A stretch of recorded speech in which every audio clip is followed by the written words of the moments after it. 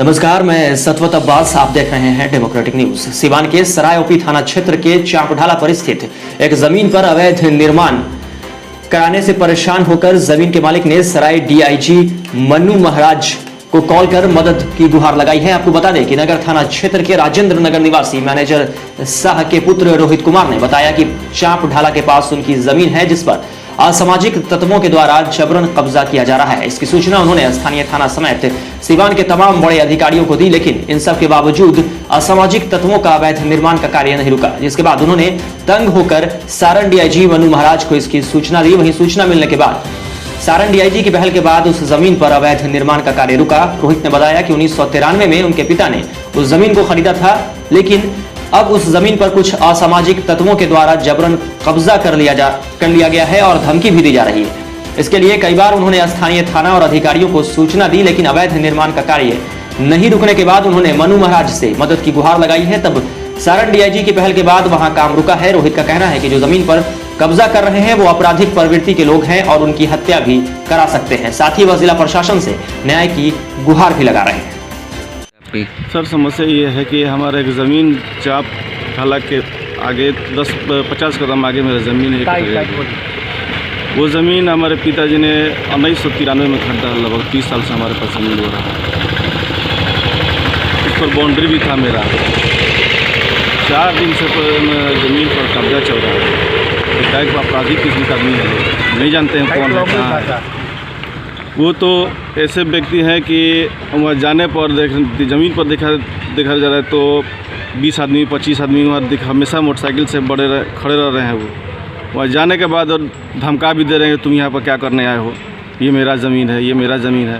कहे सर मेरा कागज़ भी देखा लो तो बोला तुम्हारा ज़मीन का कागज गलत है, जबकि मेरा करंट रसीद भी कट रहा है। अच्छा, इसका सूचना कभी कोई बड़े अधिकारी को आपने दी है? इसकी सूचना हमारा सबसे पहले पाते ही हम सराय ओपी के बड़े बाबू को दिए। वहाँ जाने के बाद बोले कि ठीक है हम देखते हैं। वहाँ अपना कुर्सी छोड़े नहीं, हमसे कागज़ मांगे, कागज़ दिए। बोले करंट रसीद ला, करंट रसीद आकर दिए। उसके बाद बोले कि काम करो, तुम जाओ एसडीओ कोर्ट से तुम 144 लगाओ। कहे सर आपके भी हक में पड़ता है कि सबसे पहले आप लोग कर सकते हैं। तो बोले कि हम नहीं कराएंगे, ये कानून का प्रक्रिया में सबसे पहले तुम वहाँ जाओ, तुम पहले इस पर केस कर चुका है। लेकिन केस सर कहाँ हुआ है सर, वो हमारे कागज़ में तो नहीं है। वो तो ठीक है, हम आप ही के अनुसार कानून अपने हाथ में तो लेंगे नहीं, हम लोग निर्बल।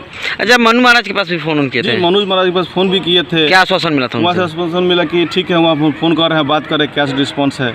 2 दिन पहले भी फ़ोन किए थे तो बोले कि ठीक है हम बात करते हैं। अब क्या जवाब दिए बड़े बाबू हमको समझ में आता नहीं है। अब आप बड़े अधिकारियों से क्या चाहते हैं? बड़े अधिकारी से यही चाहते हैं कि ये लोग आपराधिक किस्म के आदमी है, ज़मीन पर जाएंगे तो हमारा मर्डर भी हो सकता है।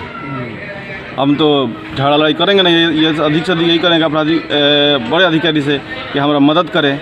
अगर अब अधिकारी के पास कानून से हमको मदद नहीं मिलेगी तो अब किसके पास जाएंगे, कहाँ हम रोएंगे, किसके पास जाएंगे हम? ज़मीन बेचते हैं जी। मेरा नाम समीउल्लाह है, मैं मोहम्मद रफ़ीक का बेटा हूँ। ये ज़मीन जो है हमारा पुश्तैनी यानी तल्ली पंवरिया के नाम से खतियानी है। तो 1940-45 में ये ज़मीन तल्ली पंवरिया के लड़के मात्र एक थे, अजीमुद्दीन। वो कुछ रुपया रकम लिए थे कर्ज किसी पंडित के नाम से घर से। वो पंडित को रुपया न देने के एवज में ये ज़मीन पंडित जी ने नीलाम करा दिया 1944 में। तब से वो ज़मीन नीलाम ले लिया मुस्मात मरछिया देवी, उसी के कब्जा में आज तक था। और वो बेचारी अपनी ज़रूरत के अनुसार उस ज़मीन को बिक्री किया किसी सिवान के मौली साहब से, और मौली साहब से ये बेचारे मैनेजर शाह ने ख़रीदा। तो हमारे कहने का मतलब ये है सर कि जब ज़मीन वो नीलाम हो गया तो उस ज़मीन पर फिर खतियानी जिसका वारिस है उसका हक बनता है? नहीं। तो नहीं बनता है तो फिर तीसरी बार चौथी बार ये बैनामा क्यों होता है? ये धांधली हो रहा है, ये बगावत की बू आ रही है इस बात से। यहाँ लगता है कि कोई 10 आदमी कटे मरे इसके पक्ष से उसके पक्ष से, इंसाफ नहीं मिलता है हजूर। क्या लगता है थाना प्रभारी की मोटी रकम से काम हो रही है? मोटी रकम ली हो चाहे पतली रकम लिया हो, लेकिन थाना प्रभारी का यही काम है कि वो असहाय को सहायता दे। जो नहीं मिल रहा है, असहाय जो है वो घूम रहा है, अपना मारा मारा फिर रहा है, उसका कोई मदद करने वाला नहीं है।